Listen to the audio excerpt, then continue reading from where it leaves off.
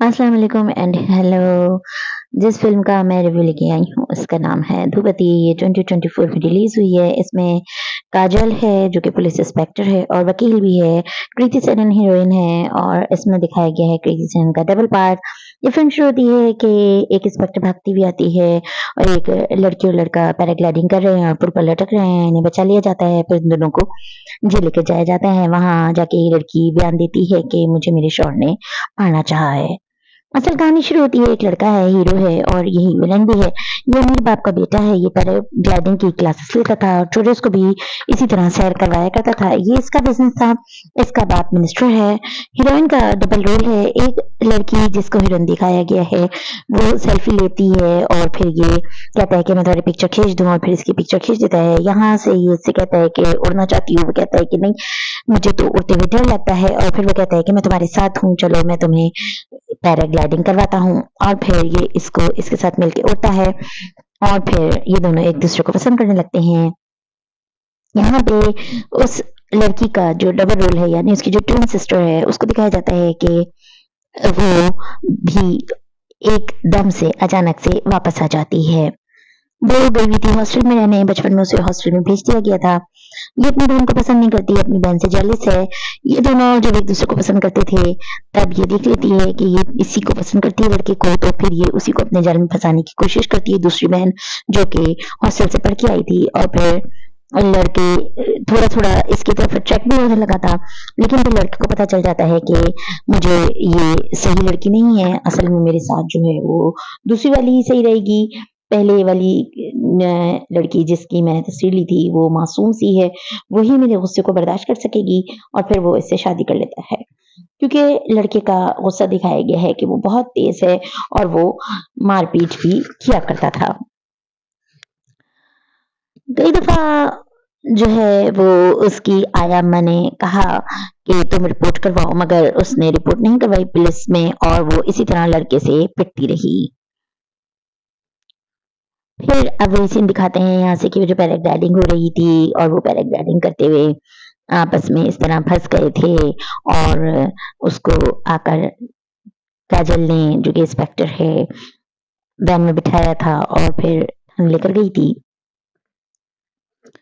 अब दोबारा वहीं से फिल्म शुरू होती है। बचपन में इन दोनों बहनों की जो माँ थी, इनके माँ के साथ इनका बाप अच्छा रवैया नहीं रखता था, वो उस पर जुल्म किया करता था। एक दिन आता है कि माँ मर जाती है। ये आया माँ जो थी ये आकर बच्चियों को संभालती थी।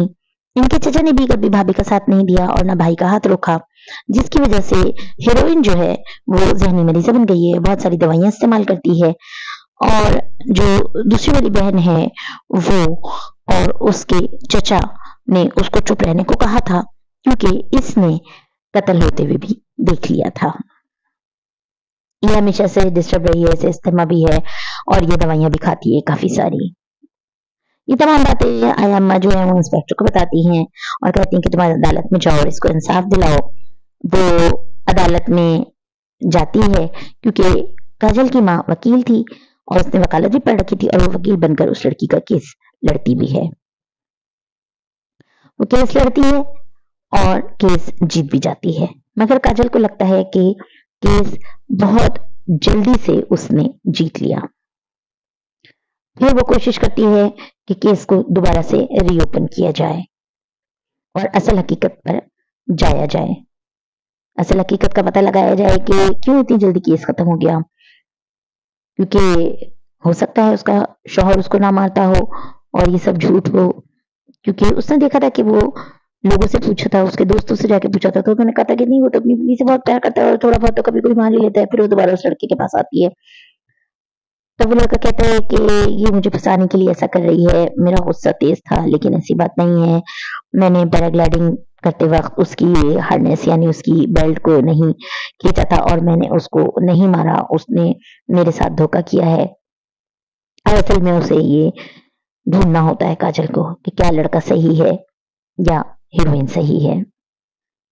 अब ये काजल किस तरह से इन्वेस्टिगेट करती है ये तो आपको फिल्म देखने पे ही पता चलेगा कि क्या वाकई ही दोनों बहनें उस लड़की की जायदाद के लिए उसको फंसा रही थी क्या वाकई ही उसने उस हीरोइन को मारने की कोशिश की थी?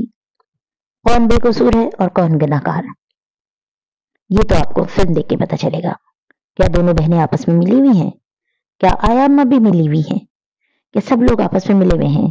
क्या तमाम औरतों ने एक जाल बुना था जायदाद के लिए, उस लड़के को फंसाया था? क्या सब कुछ वैसे ही था जैसा फिल्म के आधे शुरू में दिखाया गया कि वो मार रहा है और वो जुल्म कर रहा है? या ये सब कुछ हीरोइन ने अपनी तरफ से एज्यूम किया है? क्या वो कहानियां बुनती है? क्या उसको हेलुसिनेशन के दौरे पड़ते हैं?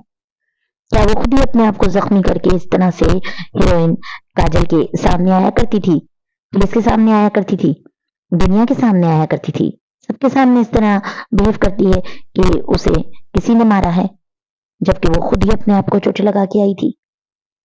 क्या सच है, क्या झूठ? ये तो आपको फिल्म देख के पता चलेगा। काजल की जो अदाकारी है वो बहुत अच्छी है। कृति सेनन ने बहुत अच्छा किरदार निभाया है। बहुत अच्छी फिल्म है। एक बेहतरीन ड्रामा,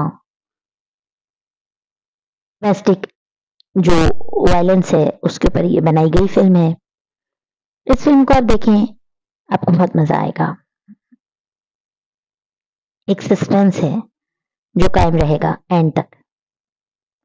असल हकीकत क्या है, ये काजल को कब पता चलेगा और असल हकीकत है क्या, ये आपको देखना जरूर चाहिए। आपको भी पता लगना चाहिए कि ये फिल्म असल में किस टॉपिक पर है।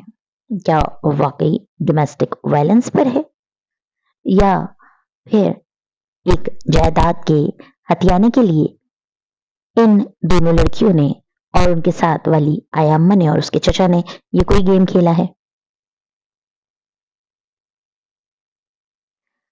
ये फिल्म देखिए, आपको बहुत मजा आने वाला है। लेकिन मैं अपने तमाम सुनने वालों से ये कहूंगी कि मेरे चैनल को जरूर जरूर सब्सक्राइब करें, लाइक कमेंट्स एंड शेयर भी करें ज्यादा से ज्यादा, ताकि मेरी हौसला अफजाई होती रहे और मैं इसी तरह आप लोगों को दूसरी फिल्मों के रिव्यूज देती रहूं। मेरे चैनल को सब्सक्राइब करना बिल्कुल मत भूलिएगा। मिलेंगे अपनी नेक्स्ट वीडियो में, जिसमें मैं किसी और फिल्म का रिव्यू आपको दे रही हूंगी। तब तक आप इस फिल्म को एंजॉय कीजिए और इस फिल्म के राज को जानने की कोशिश कीजिए। तब तक के लिए अल्लाह हाफिज।